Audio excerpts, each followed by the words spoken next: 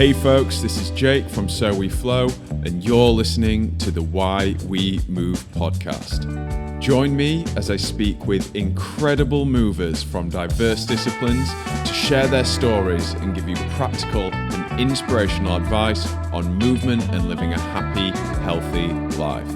Whether you're a beginner or an expert, a fanatic or casual, these conversations are for anyone passionate about movement, their minds and their bodies. So, it's something that is, I think, has become increased levels of stress for people over the last year and a half or whatever it's been. And often as men, we just kind of get our heads down and try and push on. We don't always acknowledge it or at least deal with it in healthy ways. So, coping mechanisms tend to be shut down, maybe to some beers or whatever it is. And I think yoga is, it's a great way. Yoga, breath work, any movement really is a great way of helping us to deal with that stress as and when it comes up. So certainly in my class, I know you've been to my classes, they kind of sit right at the opposite end of like the rocket, if the rocket's at one side and you've got, yin and restorative all the way at the other end. I'm kind of more, towards that end of a slower paced class. And, I really like to give people some space just to come into the room and down regulate, focus on their breath, no music, just really dropping into the body, get out the head and dropping into the body. And I think yoga can be a really kind of powerful practice for that. Yeah, sure. Like, to you, what is stress? Like, what is the feeling of stress to you? Because I think personally, like, it's felt different to me over the years, like the way it's kind of manifested itself. Yeah, I mean, I'll be honest, I've been a few times in my life, I've been to a fairly dark place because of mental health issues, stress and anxiety. I would say stress is a feeling of just not quite got your head above water. So, you're not quite coping. Anxiety is a little bit different when you feel the mind's racing and you can't put down thoughts about what's happened or what's going to happen, that type of thing. So it's just that sense of feeling really, really struggling, that's maybe not a dictionary definition of the word. Stress in small doses is helpful, right? So we need a little bit of stress to perform. We stress our bodies in different ways to provoke beneficial effects in the body. But it's, that's a natural response from the body. We're designed to be stressed in small doses so that we can react in appropriate ways. It's that chronic low-level stress that's quite pernicious. So, everyone always uses that example of like the saber-toothed tiger or the bear in the woods. Like, you need your body to move into that, that fight-flight response at appropriate times. But what tends to happen for us these days is, we don't have those major stressors, but we've just got those kind of low-level kind of things going on and on and on. So, family, mortgage, bills, all that sort of stuff. And it just tends to chronically the system.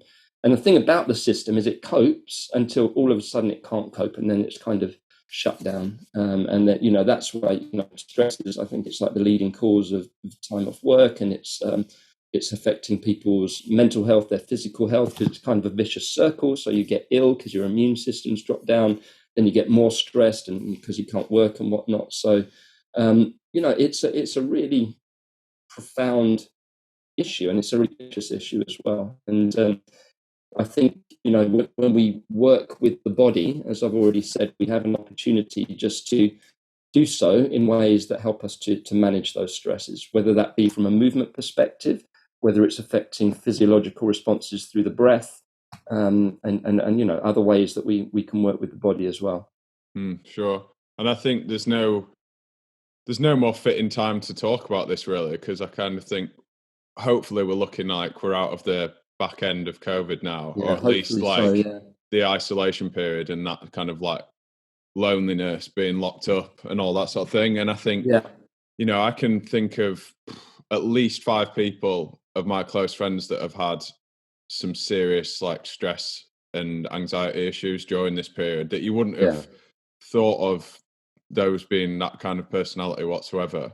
And all those people that's people I can think that have taken time off work as well.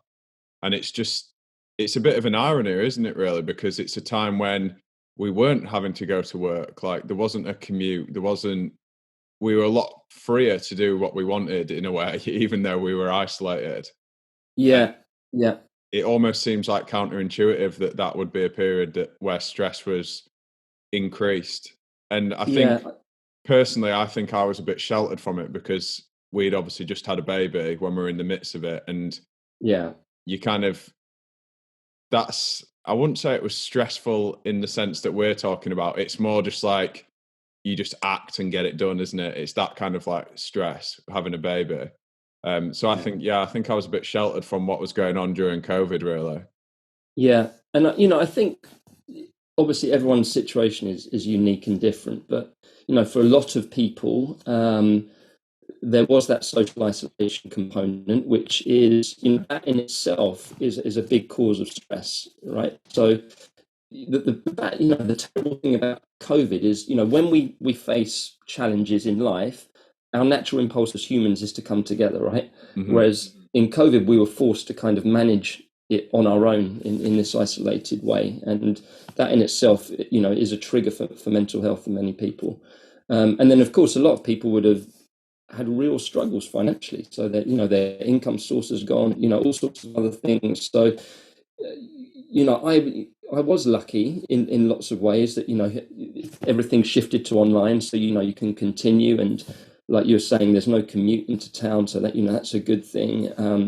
But there are of course other challenges, like just the general challenges, as we've already said, of raising the family. But it wasn't like that for everyone. I know some people who really struggled across that period financially, and consequently mental health struggled as a result of that. Yeah. So it's like you say, it's a really key time to talk about this. And what the good thing is, I think, is that people are talking about it now. As men, again, we don't tend to talk that much about things. We just tend to get angry, or we don't have many different ways of expressing our emotions. So it is good that people are starting to talk about this, and that people can be more open. And friends of mine who I would never in a million years think that they would kind of open up about this stuff, and starting to do so. And I think that's probably just because it's, there is there's just an example out there of people that are well known, and that are talking about their own struggles, and it's just starting to open that conversation up a bit. And then of course there's all the stuff that the likes of Movember do, that just raise the awareness of this type of issue. So I think it's a positive. It's moving towards a more positive place for sure. Yeah, absolutely. I think I think money's the big one, really, isn't it? Like it doesn't really matter who you are or how much you earn. Like I think so many people have money on the mind all the time. Yeah, And myself included, like I'm lucky that I don't experience much stress. Like there's a few work moments, like maybe once a month for like a few hours. Like that's kind of what I, other than money, but money does get on my mind. And it is that kind of, like you said, that low level stress, that kind of, it's not that intense kind of overwhelming stress. It's just that little nagging feeling all the time. And especially if you're working for yourself as well, you kind of have like a double whammy of it, because you have your personal finances and then you also have like how your business is doing as well. yeah, um and you can, yeah, it's strange, like however well things are going, there always seems to be something to think about in that area. yeah, yeah. And I know you're not quite a one man band, but you've got you're juggling a lot of different balls, and it's it's similar being a yoga teacher. It's not just the time that you're teaching. There's all the other stuff around it as well, and there's always stuff to do, and there's always stuff to think about. But that's why I think that, particularly if you're taking like strong practices in other areas. So there's nothing wrong with a strong dynamic yoga practice, or if you practice calisthenics, or whatever it might be. But all of those are adding more stress into the system, right? And we need to have that space as well, also to down regulate. And I think that's also where mindful movement, mobility practices, gentle approaches to yoga can really help us to bring things back into balance. Because if we're just constantly stimulating that sympathetic nervous system, that fight flight response, it's, as I've already said, it's going to just over time, it's going to have debilitating effects on the body. So when, for example, we're take the example of I don't know, maybe you're doing some chin ups or whatever it might be.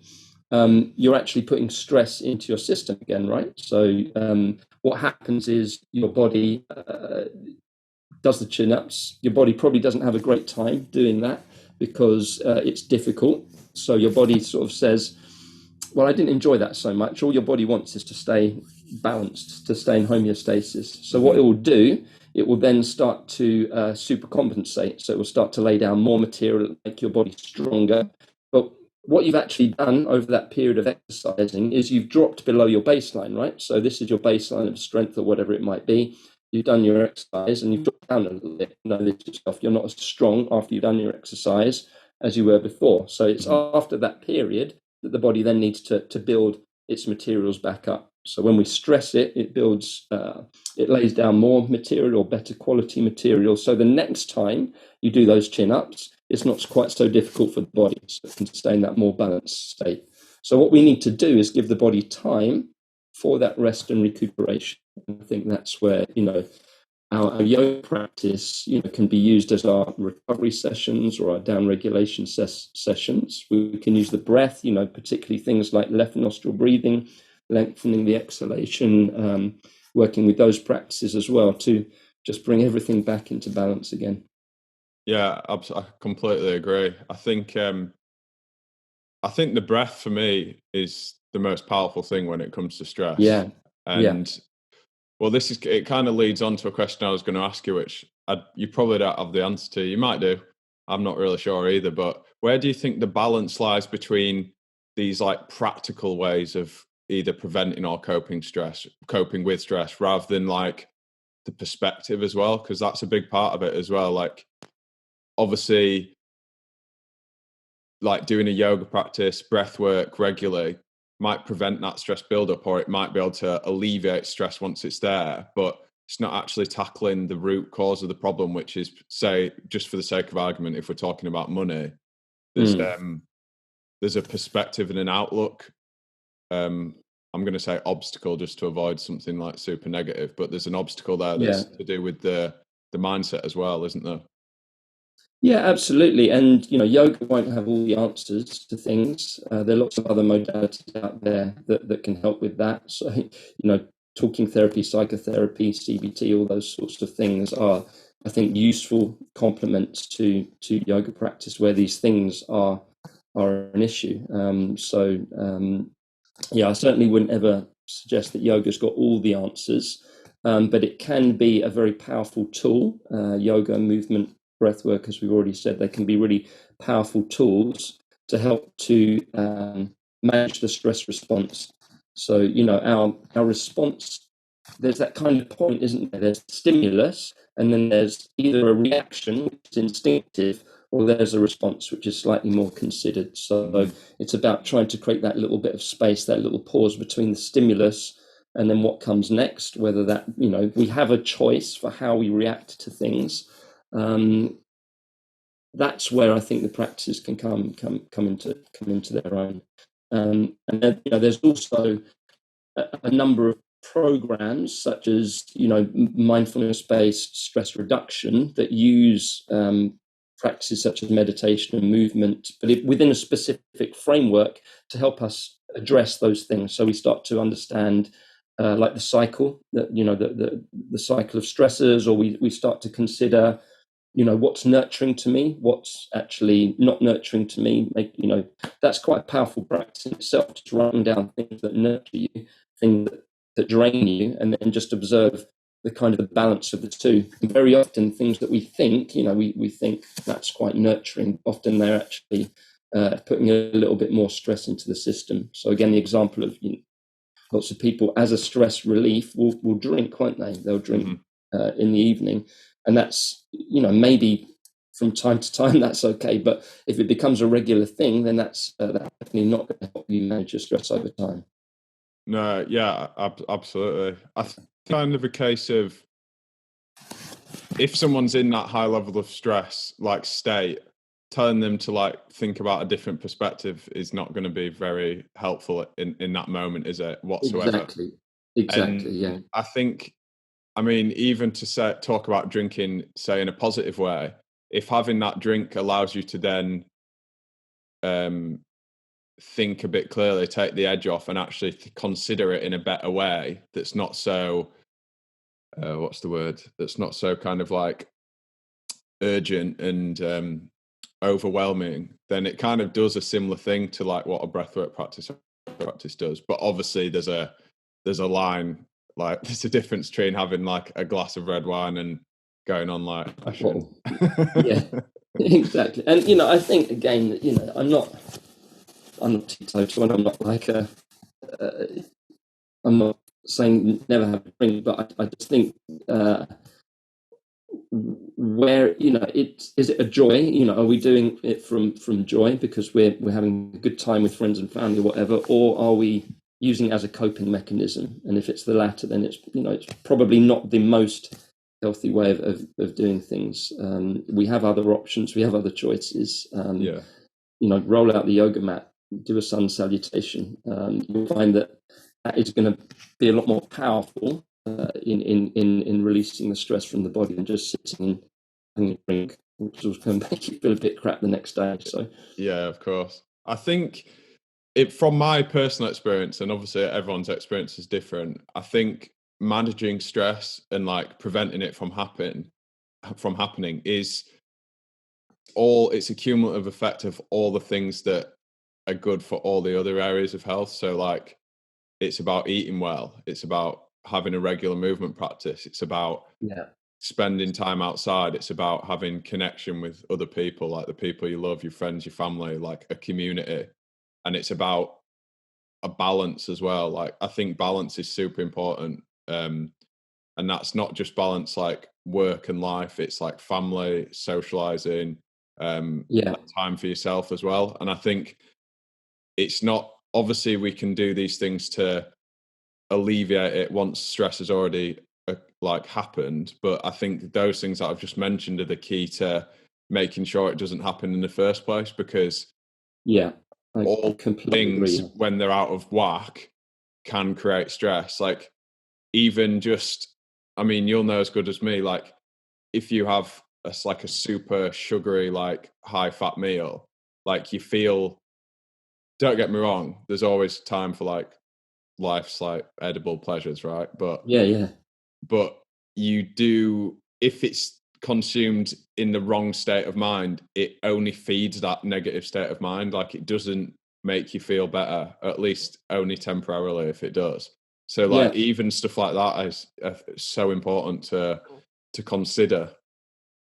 yeah. I completely agree, and it goes back to that. That similar to the point of the wine, and similar to the point of some of the things that we think nurturing us are not always doing so. We kind of genetically programmed to seek out sweet things, right? So back in the day when we're in the forest, we seek out berries and stuff like that. But when it comes to chocolate and sweets like that, then obviously it's just going to spike your sugar. Mm-hmm. And again, I'm not suggesting we can never have these things, but they're not necessarily going.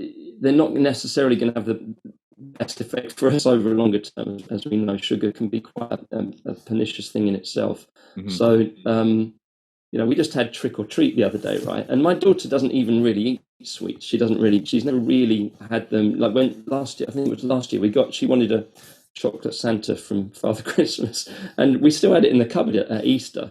But it's the excitement that they go around, like just getting these sweets from everyone, and then they're there, right? So you're like thinking, oh, I'll just have a crunchy or something like that, and you just notice it so much, like afterwards, like you just don't feel good in your body. So yeah, I told my wife, just hide them away in a cupboard, don't tell me where they are at, because sometimes my self-control gets the better of me, or Oh lack yeah, of of it. course.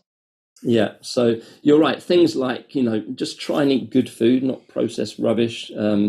Try and get a good night's sleep. Not always easy, as we're saying with the little ones.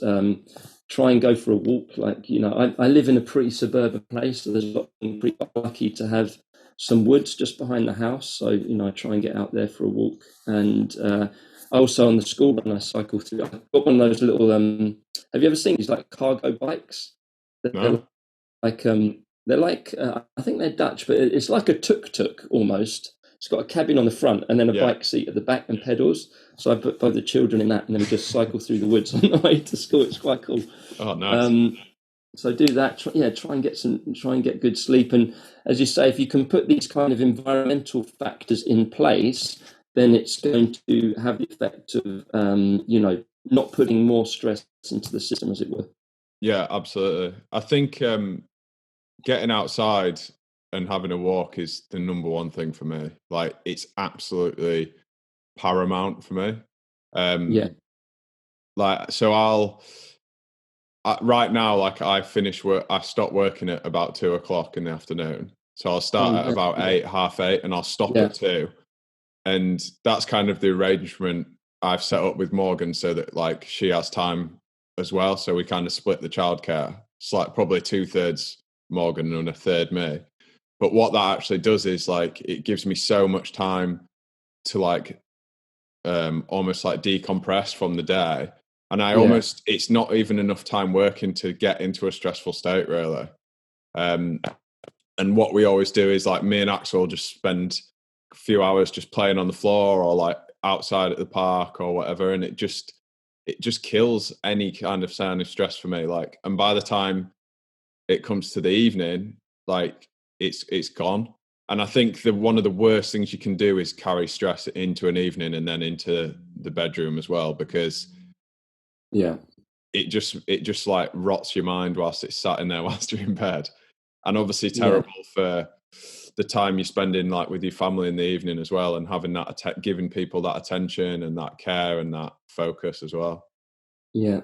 And I think going back to what we were saying before about the lockdown, I think, what you've just said has been a real challenge for people, because that sort of boundary between work and home has dissolved a little bit. Mm. So people aren't, the commute, at least it's a space, at least it's a gap in the day where people might have had time to read or just to listen to a podcast or some music or something.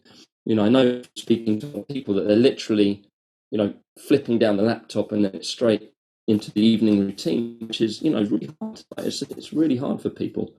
Yeah, it's something because I've always worked for myself since I left uni. So basically for like over 10 years now. And I don't know, I think I naturally never worked that many hours. So it kind of looked after itself. But in the last few years, because I've been working more and doing multiple projects like So We Flow and then personal stuff as well and design, and I found myself working more, I've had to create these boundaries because I have been working from home. It's the same as what you said, like otherwise it never ends. Like it's just molded into your life, and it's not just your computer, Yeah. it's your phone as well. Like Yeah. It's always phone, there, right? the phone is a personal device and a business device for most people, right? So if I don't set like working hours in my own brain and make them almost like gospel, then my phone just becomes another way of like um keeping working like into the evening and not giving my attention to like the people that need it, basically, like Yeah. my son and my wife and everything. It's just, Yeah. yeah, you need to You create know, those boundaries. Like it's really important. yeah. I mean, I could definitely be more disciplined with the phone sometimes. It comes in waves. Like, sometimes I manage to be more disciplined with it. At the weekend, I just try and stay off of social media actually as much as I can. And it's just, you're right. It's just always there, isn't it? And I think it's. I don't know how many times people look at their phone a day, but it's got to be like in the hundreds. Yeah, I mean Yeah, it, it's it's always there. it's something I'm really kind of aware of at the moment, because I would say I'm in quite a bad phase of it.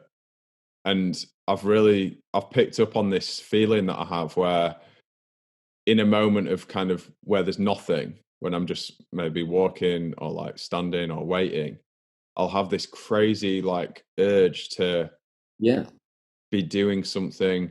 I want to say productive is like a very positive way of saying it, but yeah, it's not always productive. My intention and my rationale is it'll be something productive in this moment, this space in yeah, time.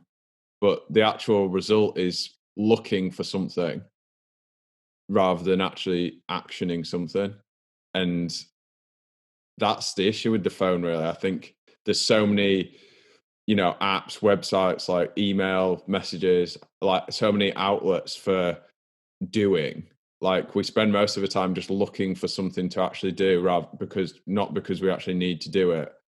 And yeah, I'm pretty bad for it at the moment, to be honest. And I do think Yeah. that's because I am feeling very passionate and motivated about like the work and the projects I'm working on at the moment. So I kind of always want to feel like I'm doing more, but I'm well, this is a sort of moment of realization for myself, but I know 99% of the time when I pick up that phone, I'm not making any of those things work better.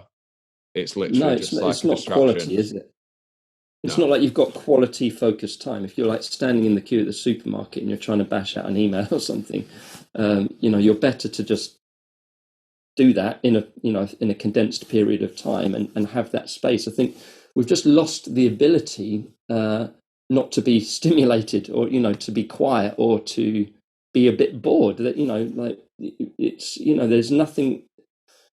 there's no time generally where we're not stimulated by something, and it's, again, all of this is stress into the system. All of it is just noise and stuff that we're having to deal with all the time, which is why I think when you come into a space for yoga, it's just that brilliant opportunity just to push all of that to one side. I know you were in the self practice in the Mysore room for many years, and I did that as well. That was where my yoga journey began in Ashtanga for a number of years. And there is something almost sacred about it, isn't it, in that space when you're just going in.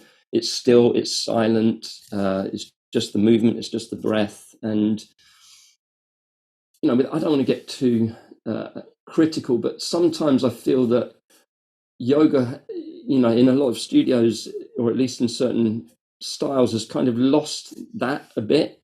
You come in and there's like really loud music, and you're moving at like a crazy pace through things, and it's all about sweating and doing crazy gymnastic moves. And I'm all for challenging ourselves physically in appropriate ways, but I also think let's give ourselves a chance just to get away from all that stuff, from all those stimuli, and just come into a place of stillness. And that's, I think for me, that's a big reason why I move, is to find stillness. It sounds kind of paradoxical, but that's important. Absolutely. I think that's one of the things I've always looked up to you the most in terms of your practice, and like why I've always thought you're an amazing teacher, because your practices are very accessible, and like the way you teach is super accessible. But behind the scenes, you're actually seriously capable physically. But a lot of people probably wouldn't even know that. And that's a great thing about you, because I think it just shows that like you say, like you obviously like the challenge and you've got the capability, but that's not the most important thing to you. And that's what you want to pass on in what you teach. Yeah, absolutely. And, a lot of the people that I work with tend to be a little bit older as well. And a lot of them, they just don't care about that stuff. They might want to challenge themselves with a crow pose, or they want to feel that they have had some degree of physical challenge, but they're certainly not interested in putting their leg behind their head or touching their head to their feet in back bends. And frankly, there's not a great deal of benefit to that, as we move through our life. So what you said a little bit earlier about spending time on the floor with your son, with Axel, that's the sort of thing that people want to be able to do in their day-to-day life. They want to be able to move easily. So particularly as people get a bit older, as our tissues get a little bit less pliable, for want of a better word, people start to feel chronically stiff, unflexible. They just want to be able to move well. They want to be able to feel good in their body. So we don't have to push them through kind of punishing regimes. And the other thing that I think we can look to other kind of movement modalities as well to bring into our yoga. So as you know, I've done my FRC certification, so I bring a lot of that sort of stuff in, a lot of the functional mobility stuff. But just things like the notion of like progressive overload and letting the body adapt over time. I think a little bit more of that could come into yoga classes sometimes. So we kind of rush, or as teachers, we are rushing our students to get to an end place without taking them through the journey progressively, without breaking down the steps that they need to kind of get there. Yeah, I think it is. It is kind of the way that yoga's going at the moment. I think it Yeah, is. It's crossing over more into exercise, yeah, but it's not. It works both ways, really, because it's what people want as well. Like it it is. makes Yeah, it makes it more accessible because it's. I guess it's different nowadays, but like even like 5 or 10 years ago, like yoga was a lot less accessible for the general population. And I yeah, think to make it more exercise based and um, show people like these cool poses that they can do, I do think that makes people want to step into it a lot. yeah. Yeah, it's more I, appealing in that way. I think so, and certainly for certain uh, demographics, certain age groups. So if particularly if you're in your 20s or 30s, that's probably going to appeal more than it is when you're getting to your 40s and your 50s. So I agree with you. It brings people in. I guess there's a danger of just trying to do too much with yoga at one time. So it, ultimately, if we look at yoga from a traditional perspective, yoga is not about cultivating the body necessarily. It's actually about transcending the body. It's about realizing that we're more than just this material being. That said, there's always been an element within the Hatha Yoga system. So Hatha Yoga is the system through which all the postures and most of the breathing practices that we see in classes today developed. There was always an element within that we want to make the body strong, but always the purpose was so that the body was in the right condition to pursue what they called higher practices of yoga, i.e. meditation, really. So in order to find transcendence. So I think it's fine. I think it's good. I think sometimes we perhaps need to just be a bit honest about what we're doing. Are we is it yoga inspired movement, or is it actually yoga? Yeah, it's a big question. I'm not sure we'll come up with the answers on this podcast right now, but No, yeah, you're I right. It think brings people in, and that's a good thing, right? And it's good that there are different styles to meet different people. So some people want to come in and just work really hard. Again, going back to the question of anxiety, when your mind's racing, it's really good to do something hard and dynamic because you just get all the way out of the head. But perhaps if you're feeling stressed, which, as we've said, is a little bit different, then a down-regulating practice is a really good thing to do. So it's good that there's different options. it's a big question, like what is yoga and what should be Yeah, called yoga, because at the end of the day, like yoga means a lot more to people of the Indian culture than it does to the Westerners, right? It's actually yeah, got like religious and deep spiritual history to it and meaning. And yeah. I can't even begin to imagine what it feels like to have something like appropriated so much and have just like a load of like upper class white people just like do it and talk about it as if they understand it, and that's I know. coming from Yeah, someone that is like doing that in a way. But it's because why is it? I don't really know. And it's not really catchy to call a class yoga inspired mobility practice. no, it's not, is it? Exactly. um but I think the way I always think of it is like, does it even matter really when it comes down to it? And I guess the answer is probably no, as long as people are doing something right and they're getting benefits from it. Yeah, I think there's always that option to get drawn down the path if that's something that starts to inspire you, right? So when I first started yoga, when I first practiced yoga, I think what there was always, I think I always knew that there was like a spiritual element to it, and I think that's probably one of the things that actually made me a bit like, I'm not quite sure. I was interested to do it, but it sort of felt like it's not something someone like me, and I didn't want to be that guy in class who didn't know what was going on and all that sort of thing.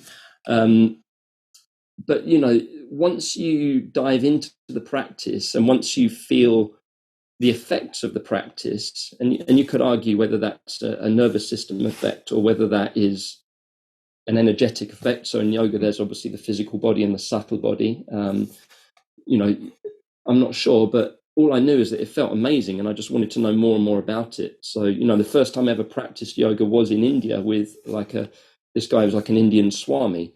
We were on holiday. My wife, well, she's my girlfriend then, but my wife, she'd been into yoga for years, and as I say, I was kind of interested to go, but I was always a bit reticent, and it seemed like kind of the perfect time to go.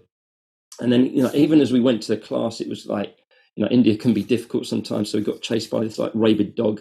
But when we got there and we went into the class, sorry, at the start of the class it was mental because we were just doing all these like crazy breathing kriyas and chanting and all this sort of stuff, and I was like, oh my god, what have I got myself into here? But when we moved into the asana, which was really hard because at the time I was like stiff as a board, but it just felt good. And then at the end of the class, when we went into Shavasana, I was like, what is this? This is like amazing. This is absolutely amazing. I don't remember feeling like this in my life. And then, when we got home, that's when I, sought out a class and started down that sort of Ashtanga path. But there is something beyond just the physical. And maybe that's not unique to yoga. Maybe you can get that from other movement practices as well.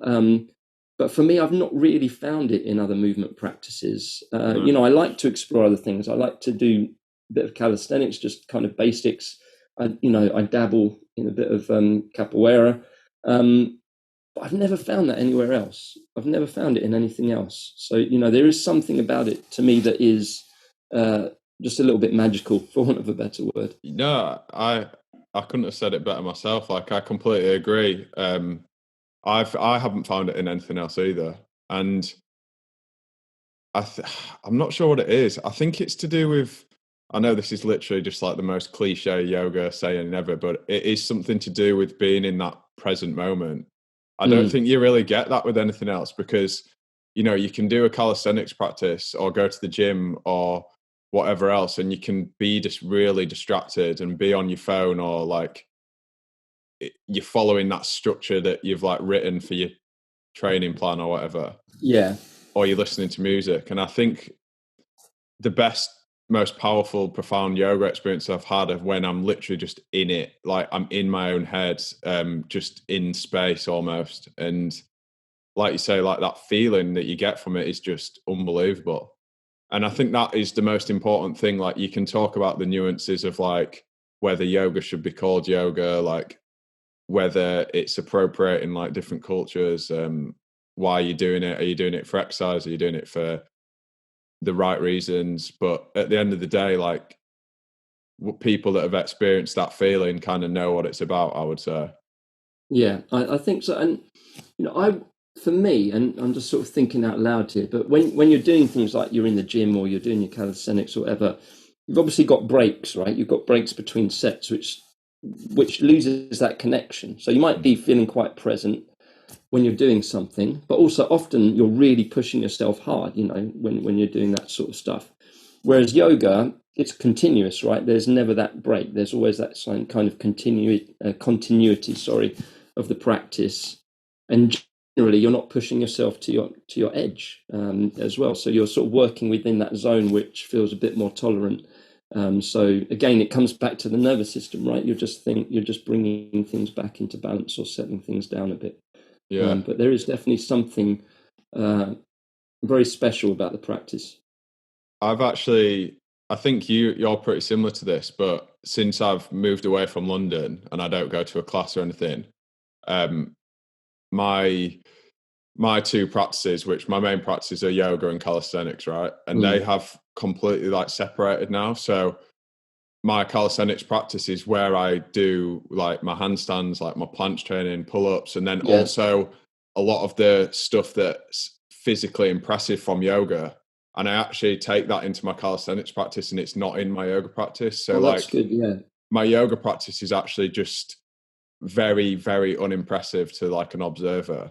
And it's just, I just do what I feel. And a lot of the time, like, it's the most basic yoga poses, but that's what gets Yeah. me into that state that we've talked about the quickest. And a lot of Yeah. it is silent, like seated positions, meditation, like long yin holds. And since I've separated those two things, I'm such a happier practitioner, because I've taken all that, again, more yoga cliches, but I've taken all of that ego out of the practice by Yeah. those things that I still wanted to do in the yoga practice, which I thought were cool, but I've moved them into this more position, like you say, where you do a pose, you take a break, like you're not quite in that zone as much, and they're a bit Yeah. more for the fun, for the skill, for the challenge. Yeah, yeah, which is also important, right? We need to have goals, and we want to. There are mental benefits to learning new skills and things. So yeah, as you've already said, I'm very, very similar. My yoga practice is simple: mobility, standard stretches.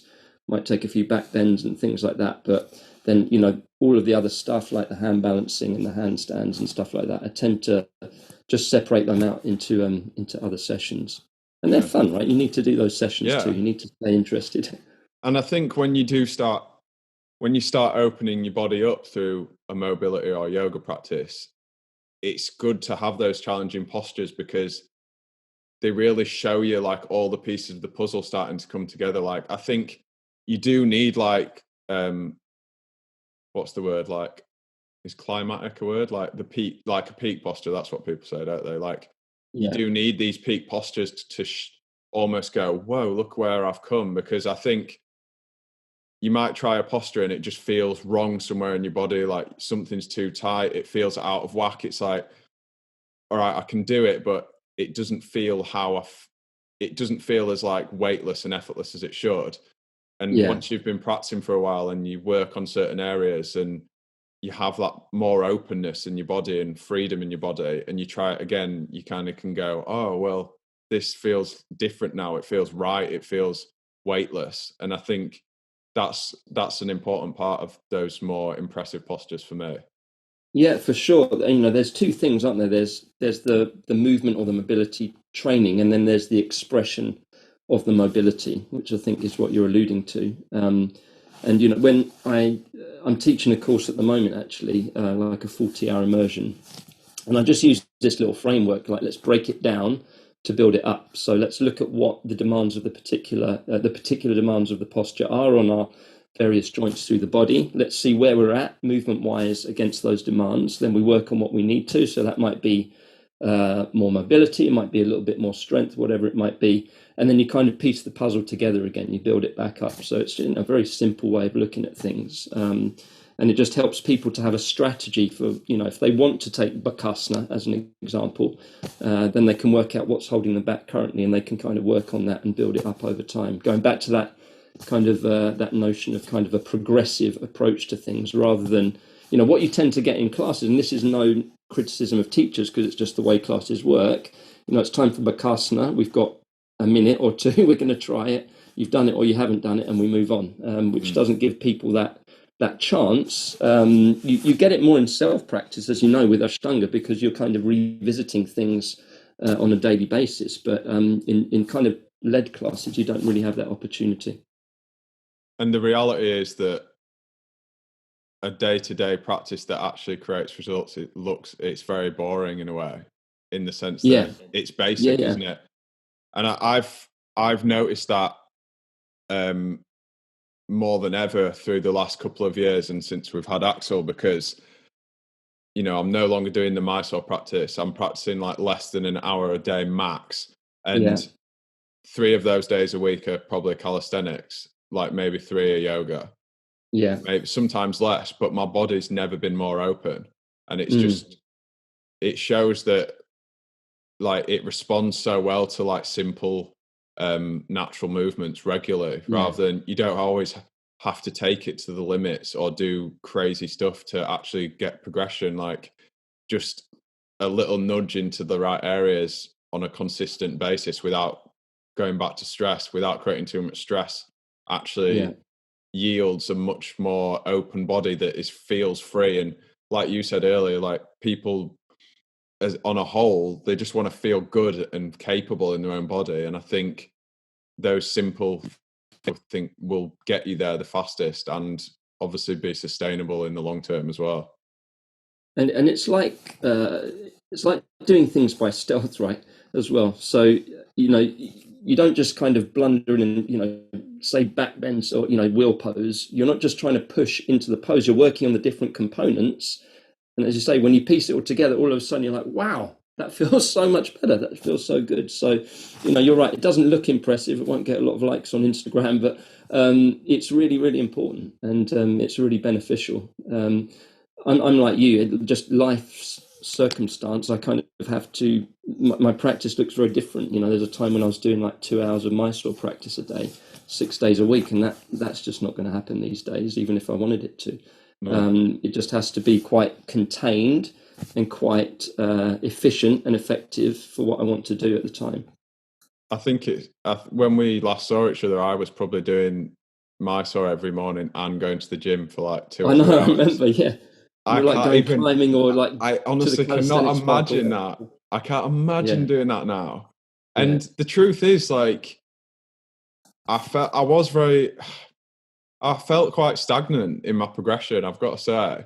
And since I've stopped doing that, and it's been like less than an hour a day, like absolute max an hour, my progression's just rapid. Like, it's crazy. Yeah. I feel my body just feels happy in a way. Yeah, because that, again, going back to what we're saying, you're giving your body the right level of stress you're allowing it to recover as well. What I found, and again, like, there are many great things about the Ashtanga system, but ultimately, I think over time it just didn't work for my body. There were just too many injuries. I just didn't feel well, to be honest. I just didn't feel great in myself. I just think it was too much putting that much into your body every single day, or 5-6 days a week was just too much. Yeah, I mean, I've got sort of one main chronic injury, and that was definitely from the Ashtanga practice. But like advocates out there, and I'm not an advocate. Like, I absolutely loved my time doing that practice. Like, of all my yoga experiences, that was the most profound. But if we are talking purely on like a physical effects basis, that injury was as a result of how that practice is taught. Like, that's just a fact. And it's, you could just go, well, you pushed yourself there, so it's kind of your fault. But I don't know. It's a hard one, really. And obviously there's adjustments as well, which are very, very, very like intense adjustments generally. Yeah. And that's not how the body learns. The body doesn't learn by getting pulled into crazy positions. The body learns by unlocking it for yourself. And, if the body cannot access a particular position or posture, should it be pulled really aggressively into that posture? I would say definitely not. It's hard to find a reason to support that. Yeah. And, I had some bad injuries. I tore my meniscus, had a bad lower back injury, and those things stay with you, right? And it's very difficult, especially when you're like newer into the practice. There's a very big power differential between the teacher and the student, right? And it might have got a bit better with all the stuff that's come out over the last couple of years, but there was always that. And partly it is perhaps my own nature. I was just a bit too deferential, but you would allow yourself to be pulled into positions, and it didn't feel good at the time. You could feel your nervous system was all jacked up, but you just, you felt too nervous to say, or even if you said no, it would be like, oh, that's your ego, or, get over yourself, trust in the process, trust in the teacher, and all this sort of stuff. As I say, I hope things have changed, given, what's come out over the years about the, all the stuff with Patabi Joyce. And also I think that then opened up a discussion about just the nature of adjustments in that practice, even though if there's not a sexual assault component to them, it's like physical assault. Like, I can remember 1 or 2 adjustments in particular. Well, I remember the one that popped my knee. I remember the one that did my back, but I remember a couple of others that felt just so aggressive and so invasive that you almost feel a bit traumatized after it. And it's that's not what you want to come out of your practice feeling. You want to feel that you feel grounded, centered. You want to feel that you've been nourished by it, not that you've been kind of attacked in the practice space. Yeah, and I think a lot of those the things you've talked about there apply to kind of like gymnastics as well. Like people use aggressive methods to open up that Yeah, mobility and that flexibility when they're young as well. And yeah, I mean, obviously, like gymnasts are some of the most amazing, like physical specimens on the planet, but they've been doing it for so long when they were so young, and the bodies can bounce back a lot quicker then, and it's a lot less injury prone. But yeah, I think now having experienced injuries and experienced my body open up for itself and how that feels, it's ultimately like such a better feeling. It's yeah. not as fast, is it? It's just not as fast. And part of the thing is, just can we be happy with the basics? Can we be happy doing the basics, adhering to the basics, and trusting the process, and then just being a little bit more patient. So I often say it's great to set goals. It's really good to set goals, but just hold them a bit lightly. Don't get too hung up on them, because nothing happens. I'm not. I'm not. I was never the most proficient Ashtanga. I kind of moved through the second series or the intermediate series, and then that's kind of where my journey stopped. But nothing happens when you put your foot behind your head. Nothing happens when you're in Kapotasana and your head reaches your feet. You're still the same person afterwards. There's Yeah. that Jack Cornfield book. It's like, what is it called? Like After Enlightenment, the Laundry, or something else. Something like that. It's like, you set this thing up on a pedestal, and it might be anything. It might be a muscle up, it might be a human flag, whatever it is, but nothing actually changes once you can do it. And ultimately, we're going to have to give them back at one point. And that's what David Swenson always says, is like, all these poses, we'll have to give them back at some point. We don't think we're going to be like mid-70s, wrapping our legs behind our head and that sort of stuff. So can we be a little bit happier with doing the basics? Can we trust? Can we move through things progressively over time? And as you say, that will open up the body of its own accord in a way that feels more healthy for us. Absolutely. And I think that sort of ethos or whatever can be applied to anything in life, really. Like money, Yeah, yeah, career. I'd say maybe love is an exception, but yeah. nothing actually changes when you get there, and there's always the next thing. And I think that shouldn't dishearten people, but it should actually liberate people to be like, well, if it's not going to be any different, then I can just really embrace the journey, really. Exactly that. Yeah, just don't put too much stock in it, because if we place, too much stock in our physical capabilities, we're skating on thin ice. Because I could walk out in front of a car later, and that stuff's gone.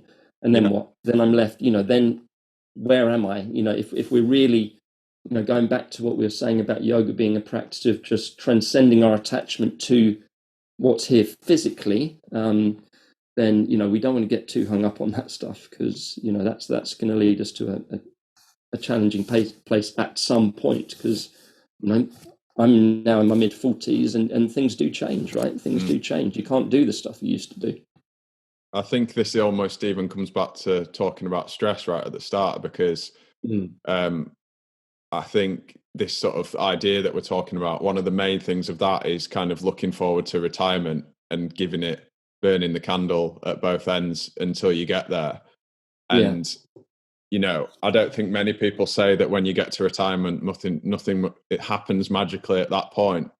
So I yeah, think if you think, oh, it's fine to feel stressed now because when I'm 60, well, it's probably more like 70 now, I can like chill out on a beach drinking cocktails. It's kind of like, what about right now? And you should address that stress right now, because it's not going to be any different when that time comes. And exactly. you're in the And journey. You're in the journey now. yeah, and I like, I used to always think, why do these people who are really rich, why do they keep working when they're old? Because they're bored, right? They've got nothing else to do.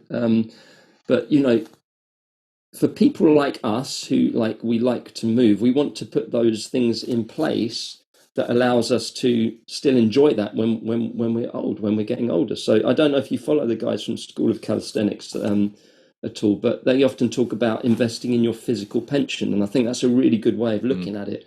We want to do the things now that enable us to live fulfilling lives as we get older. So, you know, if I look at my dad, for example, he played a lot of sport when he was younger. He can barely walk with his knees now, and that's not a great quality of life. And I don't want to be in that place when I'm in my 60s and 70s. I want to be in a place where, you know, God willing, I've got grandchildren, whatever, I can really, you know, get down on the floor still and play with them, and, you know, just enjoy a good quality of life, really.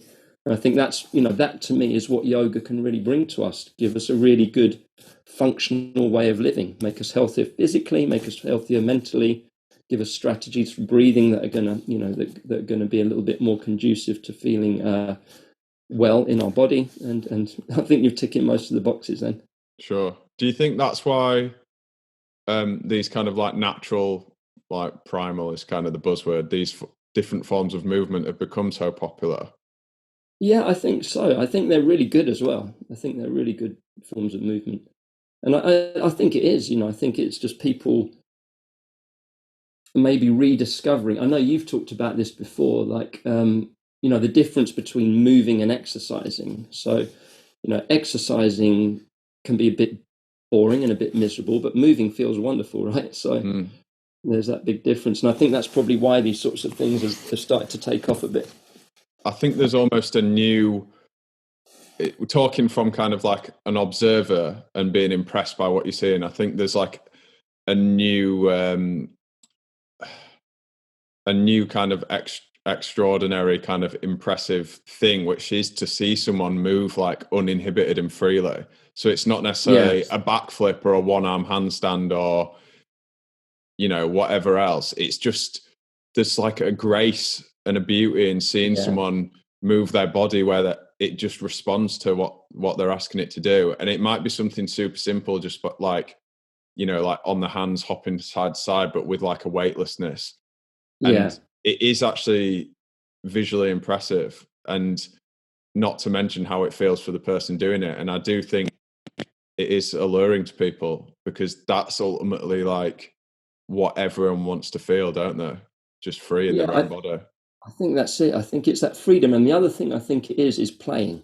I think, you know, it just feels good to play around, right? It's so good for us. And, you know, we don't really get that chance as adults. We're lucky we've got young children. It gives you a chance to be silly all the time and play around. But as you get older, you sort of lose that chance. And I just think that, yeah, maybe there's something in that as well, just that notion of playing around and just enjoying that.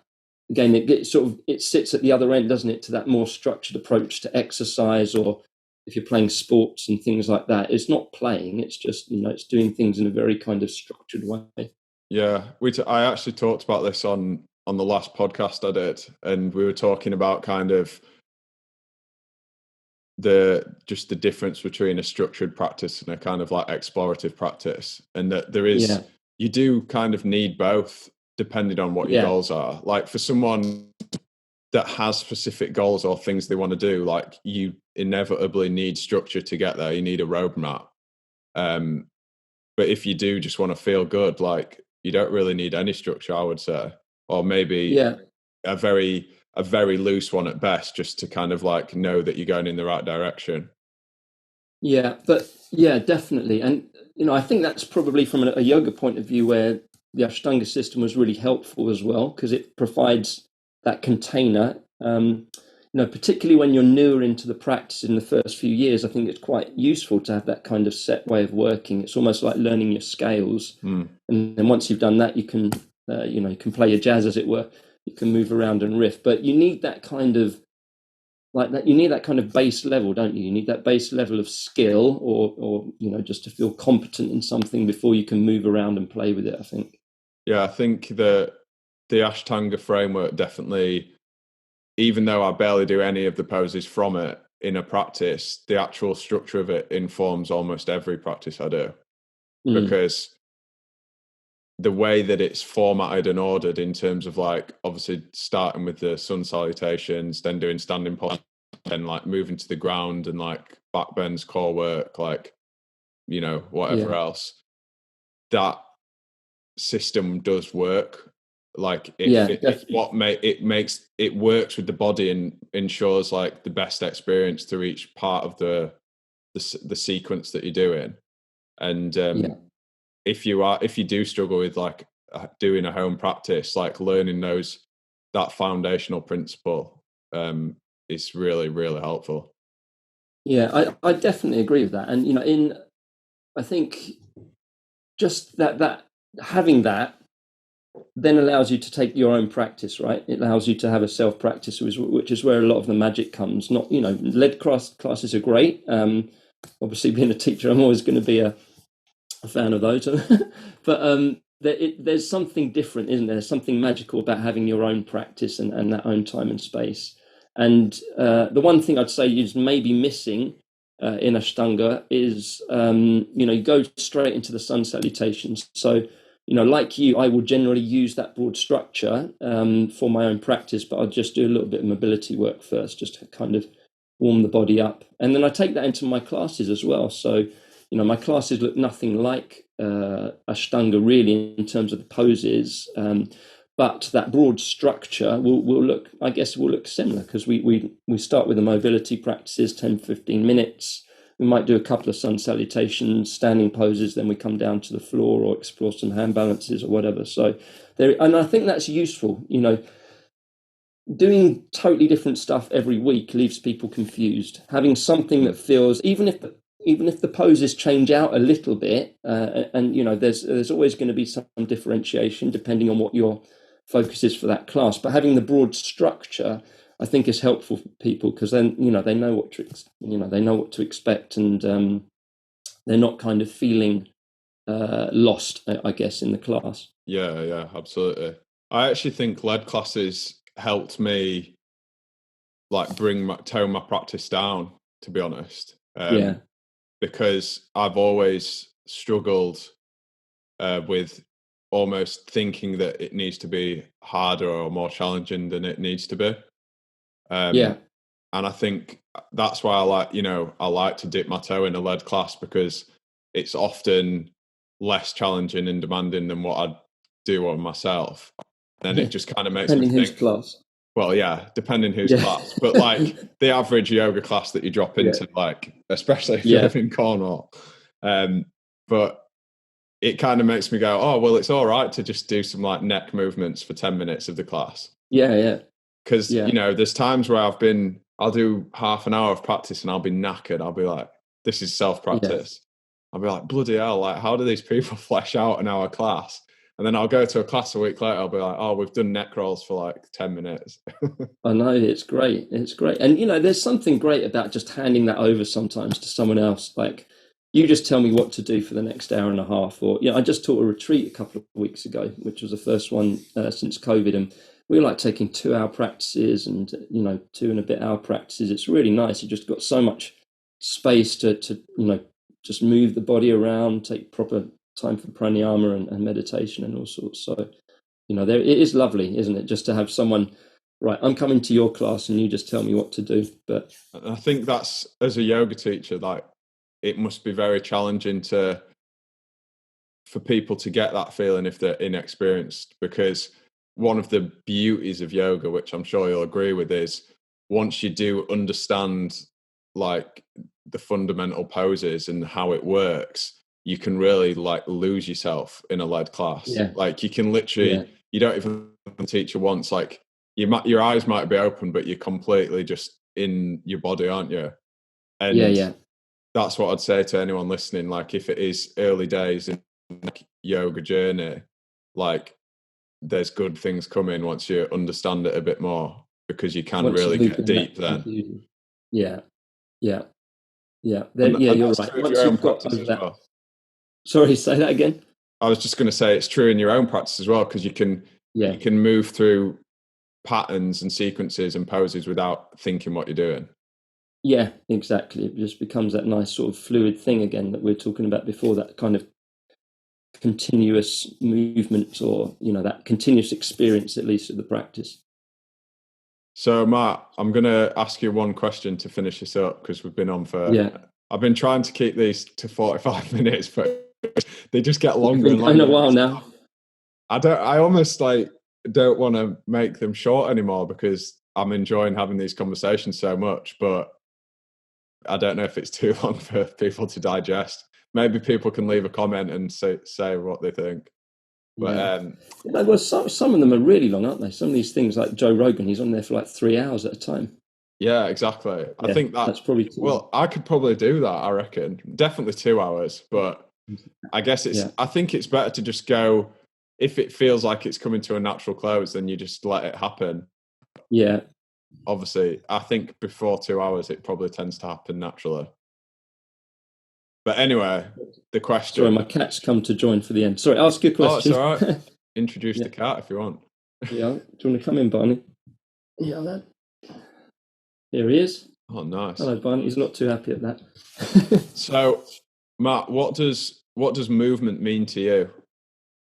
Or what is movement to you? So, what is movement? I'd say movement is life. It's living. If we don't move, we quite literally we stop.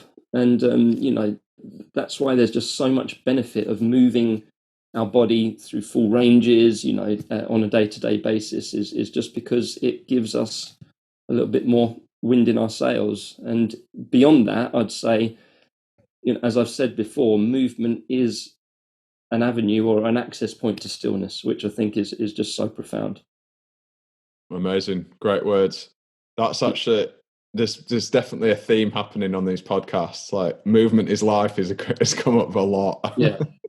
Has it? Yeah. I've listened to a few of them. I've really enjoyed them, actually. Yeah, I think I'm just getting to grips with the kind of audio side of it and making sure it's like the first 20 minutes of this was a bit funky on the signal.